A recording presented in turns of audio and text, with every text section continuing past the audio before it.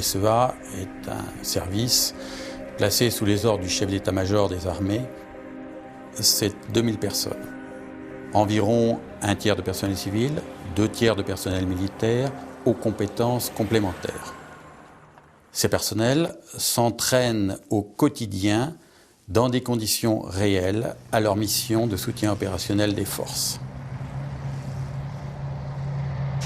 Le SEA, c'est assurer l'approvisionnement, le stockage, la distribution en tout temps et en tout lieu des produits pétroliers nécessaires à la mobilité des forces armées, nationales le plus souvent, mais également multinationales.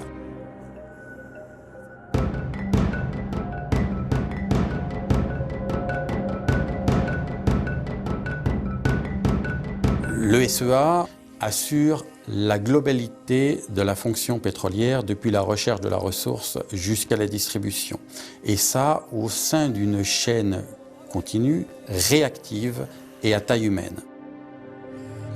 Ceci inclut un aspect expertise qui est indissociable et notamment un aspect qualité des produits et également protection de l'environnement.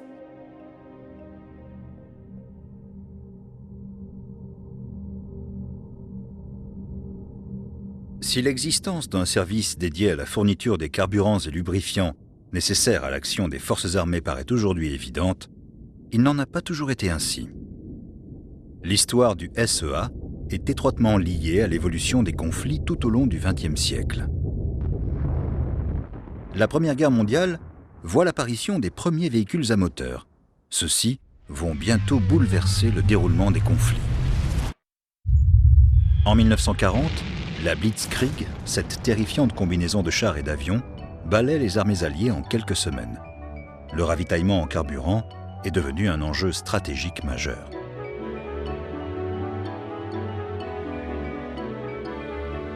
Le 1er juin 1943, le service des essences des armées est officiellement créé. Ce corps unique est destiné à répondre aux besoins en ravitaillement de l'armée française. Avec peu d'effectifs, le service accompagne la première armée française en Afrique du Nord, en Italie, en France et en Allemagne. En Indochine, il faut tout construire. Navires pétroliers et chalands de ravitaillement. La main-d'œuvre locale vient renforcer les rangs du SEA.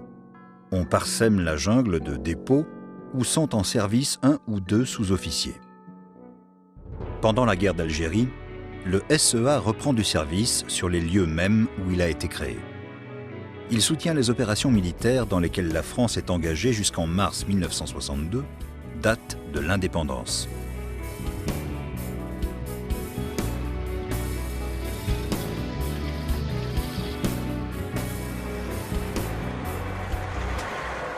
La France est une des seules nations à pouvoir assurer le soutien pétrolier des forces projetées, ce qui a fait notamment qu'au Kosovo, on a fait appel à nous pour assurer le soutien de la totalité des forces déployées.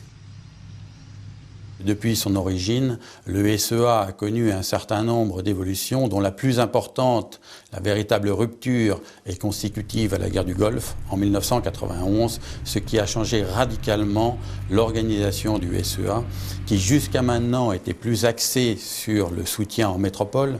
Or, au cours de la guerre du Golfe, le besoin de projection a été identifié et les carences du SEA à l'époque sont apparues, si bien que depuis cette époque, on a créé et on a développé une militarisation accrue qui permettait de développer une capacité de projection. On a créé des pôles fonctionnels, notamment la base pétrolière interarmée, où sont formés et entraînés les personnels qui devront partir en projection. En complément, on a créé un autre pôle fonctionnel qui est le pôle qualité, qui est le laboratoire à Marseille. Et on a créé à ce moment-là sa composante projetable, qui est notamment un laboratoire de campagne. Le service des essences des armées se caractérise par ses réactivités. En principe, on ne parle pas de ce qui marche, de ce qui fonctionne. Très rapidement, les gens sont dans des postes à responsabilité dans lesquels ils doivent gérer des personnels, ont la responsabilité d'accomplir une mission avec des conséquences qui sont directes. communiquer facilement avec les autres armées, puisque nous sommes interarmées, et donc épouser la culture du camarade d'une autre armée qu'il a en face de lui. Grande capacité d'adaptation, un service à toute épreuve. L'ascenseur social fonctionne bien et l'effort de formation des personnels consenti par le SEA est significatif. 1 litre d'essence dégage à peu près 200 litres de vapeur. Elle est même plus dangereuse vide que pleine. Si elle étincelle, une source de chaleur, ça fait boum. Donc c'est pour ça qu'on lutte contre l'eau libre, on l'enlève et on s'assure qu'il n'y en ait pas. Pour cela, on a le XT01, c'est un produit qu'on se sert au SEA. Comment fonctionne une pompe centrifuge? Rappelez-vous. Après la formation, les engagés volontaires rejoignent l'un des nombreux dépôts en France. Infrastructures et matériels sont conçus par le SEA selon la spécificité de ses besoins.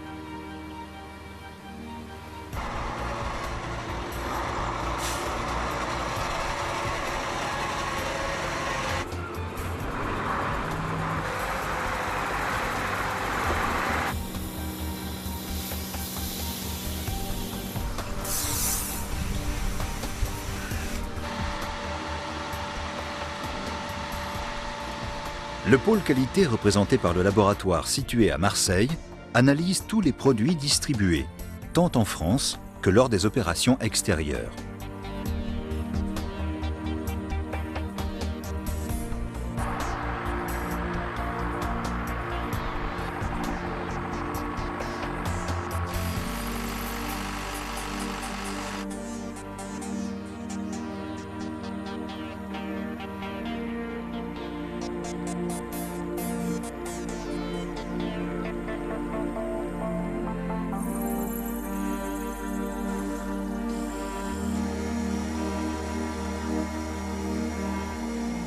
La spécificité du SEA, c'est le fait d'être un organisme qui a une excellente connaissance des produits, une excellente maîtrise de sa qualité tout au long de la chaîne d'approvisionnement.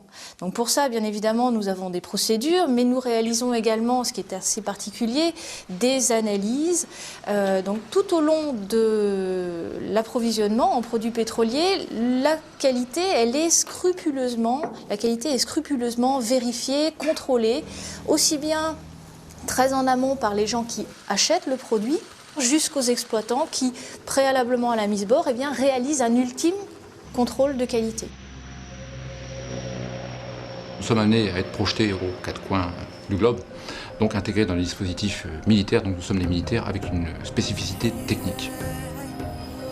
Cette chaîne est réactive puisque le SEA est un organisme à taille humaine, au circuit décisionnel extrêmement court et rapide. On nous connaît peu parce que ça marche. Beaucoup de disponibilité, oui. Humain et compétent techniquement parlant. D'aplomb, qu'il ait la tête sur les épaules, vraiment. Le fait que nous soyons une petite taille fait que l'initiative doit forcément émaner de la base. Depuis mon arrivée au service d'essence, je suis parti 2 fois en opération extérieure, en ex-Yougoslavie, en Bosnie-Herzégovine en 2002 et au Kosovo en 1999. J'ai fait 4 opérations à 4 endroits différents. Peu importe le terrain, après c'est vraiment mettre en pratique le travail au sein du SEA sur les terres extérieures.